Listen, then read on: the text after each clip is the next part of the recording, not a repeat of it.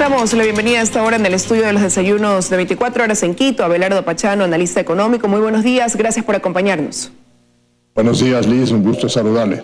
El gusto es nuestro, economista, y bueno, tras el acuerdo alcanzado con los organismos multilaterales de crédito, el que ha sido calificado como inédito, se ha podido conocer que parte de ese dinero, de esos recursos que recibirá el país, serán destinados para apuntalar lo que dentro del plan de prosperidad está destinado a materia social, pero también para poder dar un manejo de caja o de tesorería y poder librarnos de los atrasos. Sin embargo, de lo que al Ecuador le tocará quizás hacer como contraparte para lograr un acuerdo sostenible en el tiempo, no se conoce mucho. Quisiera conocer su opinión sobre lo logrado y lo que se conoce hasta el momento que implicarían estos acuerdos.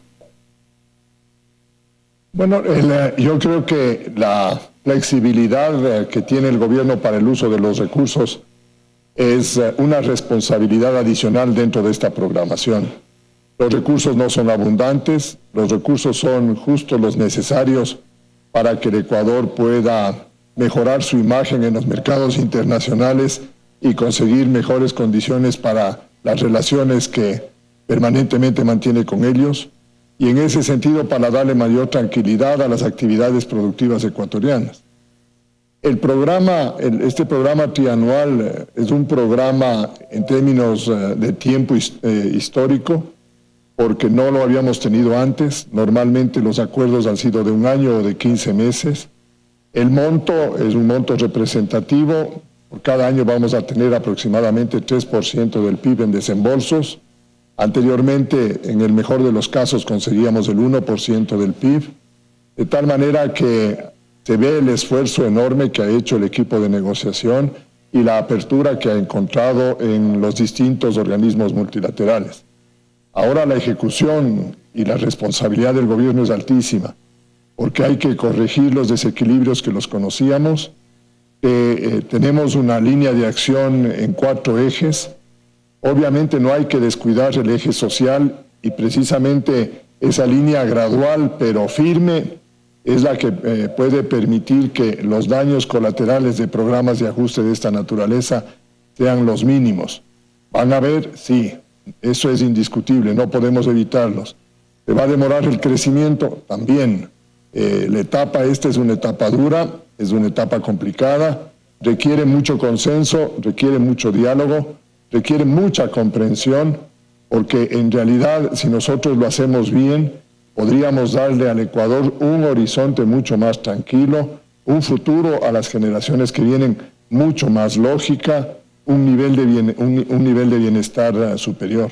Por eso es que hay que trabajar en varios campos, y uno de los que a mí más me preocupa es el de las modificaciones estructurales, porque ahí hay que cerrar todas las ventanillas que se abrieron para que el Estado abuse de los recursos privados y públicos y mantenga una línea de desperdicio de recursos que nos ha llevado a la situación por la que estamos atravesando. Economista, por ahí precisamente cuáles podrían ser estas reformas, porque el ministro decía el día viernes que es una ventaja que se trate de un acuerdo extendido y que con esto de aquí se busca precisamente una reestructuración fiscal por un lado, pero por otro lado también se necesita de reformas que permitan devolverle la competitividad a nuestra economía y dinamizar la misma. Entonces, ¿cuáles podrían ser estas reformas a las que debería conllevar este tipo de acuerdos?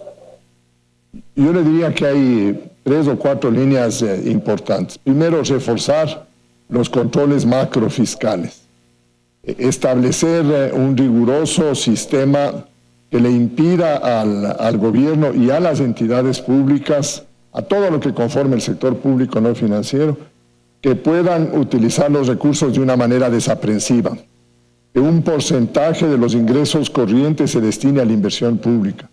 En la actualidad, con las justas, los ingresos corrientes permiten el mantenimiento de todo ese andamiaje burocrático que se fue creando a lo largo de los años, y no nos queda un solo centavo para la inversión pública. Tenemos que recurrir al endeudamiento internacional para poder llevar adelante proyectos que son bien importantes en la estructuración del patrimonio nacional.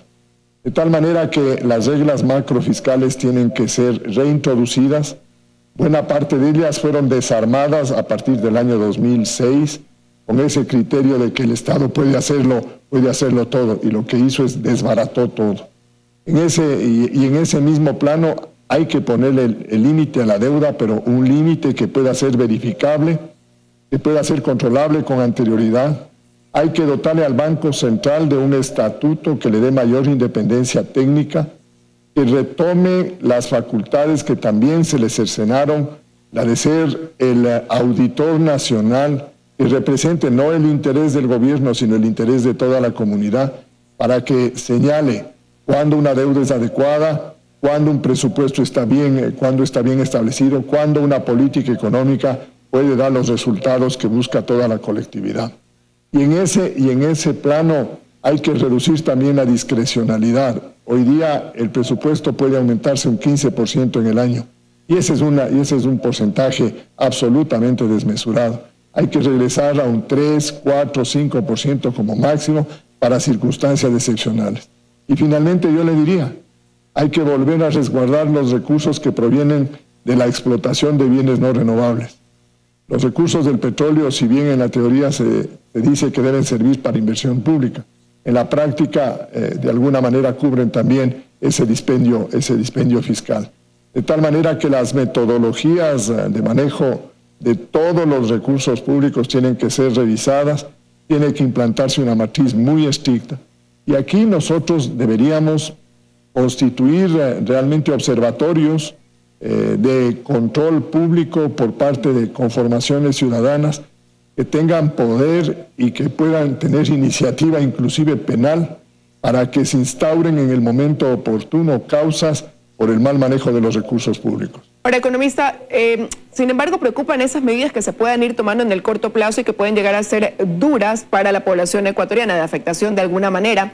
Y ahí hay quienes sugieren que en el camino se tendría que ir quizás a una modificación del IVA o al impuesto a la salida de divisas. Pero por otro lado, el ministro decía el viernes aquí en este espacio que más bien se optará por una simplificación tributaria que permita reducir el número de impuestos, pero recaudar más. ¿Cuál cree usted que será el camino más viable ya en el corto plazo? Habrá que ver cómo nos proponen la reforma, yo no la conozco. Lo que usted acaba de mencionar, Liz, es algo que se viene comentando desde hace buen rato. Es una suerte de compensación, salir del impuesto a la salida de divisas y aumentar el IVA. Habrá que ver en realidad un contenido global.